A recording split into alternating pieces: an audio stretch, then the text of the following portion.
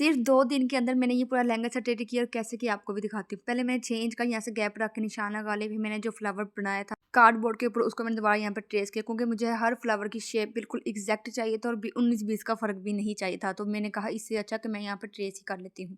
यहाँ मैंने एरो की सिल्क पेन यूज़ किया और जो मैंने ऊपर ट्रेस किया उसको हल्का से कपड़े के साथ साफ कर लिया। सबसे पहले रॉयल ब्लू कलर के साथ अच्छे से यहाँ पे पेंट करूँगी। एरो सिल्क पेंट बाय करने के लिए आप इनकी वेबसाइट विजिट कर सकते हैं और इनको व्हाट्सएप पे भी कॉन्टैक्ट करके बाय कर सकते हैं। चेकआउट के वक्त मेरा कूपन कोड NCX50 यूज़ करके आप फ्री डिलीवरी हासिल कर सकते हैं। फ्लावर के सेंटर पार्ट को ड्राई होने के लिए वहाँ पे मैंने छोड़ दिया और मैं तब तक यहाँ पे ग्रीन कलर का काम कर रही हूँ। ग्रीन पेंट से सब लीव्स के अंदर अच्छे से फिलिंग करूँगी और फिलिंग करने के बाद ऊपर मैं लाइट ब्राउन से 2-3 स्ट्रोक्स लगाऊंगी। उससे लीव्स के अंदर एक बहुत अच्छी शेडिंग वाली लुक आएगी। सेंटर वाला पार्ट अब अच्छे से ड्राई हो चुका है, तब उसके ऊपर मैं स्काई ब्लू कलर से शेडिंग करूंगी। सिल्क पेंट से शेडिंग करने के लिए पहले आपने फर्स्ट वाले पार्ट को अच्छे से ड्राई होने देना, उसके बाद सेकंड लेयर ऊपर अप्लाई करनी है। 2 तरह से शेडिंग कर रही हूँ, एक पहले ड्राई होने के बाद कर रही हूँ और एक मैंने डायरेक्ट लीव्स के अंदर गीले पेंट के अंदर ही दूसरी शेड मिक्स कर दी थी।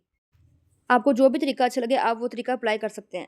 अब बाकी सारे पार्ट को भी अच्छे से मैं ब्लू कलर के साथ फिलिंग कर लूँगी। उसके बाद मैं इसके ऊपर स्काई कलर से दोबारा फिर से शेडिंग ऐड करूँगी।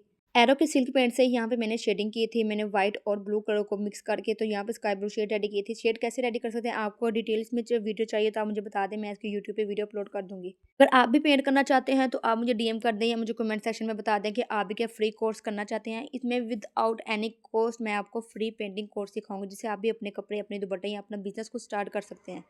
सेम इसी प्रोसेस से हम छोटे फ्लावर्स भी रेडी करेंगे। अब बाकी सारे भी मैं जो ग्रीन में काम करना है सब में मैं अच्छे से ग्रीन कलर का पेंट करके यहाँ पे मैं एरो की गुटाकोन यूज़ करूँगी। आपको एरो की वेबसाइट से हर तरह की गुटाकोन मिल जाएगी, ग्लिटर में मिल जाएगी, सिंपल में भी मिल जाएगी और हर शेड हर कलर में मिलेगी आपको। यहाँ पे मैं सिल्वर कलर से यूज़ कर रही हूँ क्योंकि स्काई कलर के ऊपर सिल्वर कलर बहुत ही ज़्यादा उठता है। एरो की गुटाकोन यहाँ पे आप देख सकते हैं कि इतनी स्मूथली यहाँ पे निकल गया। अगर आपकी बाय चांस कभी अटक भी जाए तो उसका एक सोल्यूशन है, जी आपने वेस्ट नहीं करनी, मैं आपको नेक्स्ट वीडियो में लाजमी बताऊंगी कि किस तरह से आप ठीक कर सकते हैं। अब मैंने जितने भी फ्लावर्स बनाए, लीव्स बनाए, सब में मैं अच्छे से गुटाकोन से आउटलाइन करूँगी और मैं गुटाकोन से आउटलाइन करने के बाद यहाँ पे आप देखें मैं एक दफ़ा करने के बाद दोबारा फिर से उसके ऊपर करती हूँ, जिससे ना उसकी लुक इस तरह से आती है जैसे हमने नक्शी का से काम किया, उसका पिटा वर्क किया हुआ है।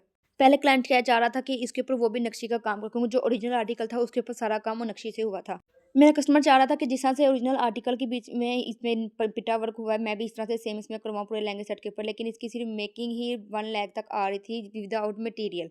क्योंकि ये दुपट्टा जो था वो 3 यार्ड का था, लहंगा जो था वो उसका 160 घेर था, उसके साथ बाजू भी और ब्लाउज भी सब पे नक्शी का काम हुआ था।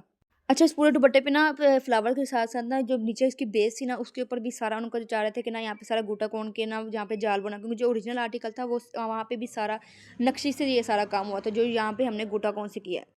अच्छा, अब आप यहाँ पे फाइनल लुक देख सकते हैं। यहाँ पे मैंने कंप्लीट पेंट कर दी है और यहाँ पे गोटाकोन से भी का सारा काम हो चुका है। अब इस पे सिर्फ एम्बेलिशमेंट का काम रहता है।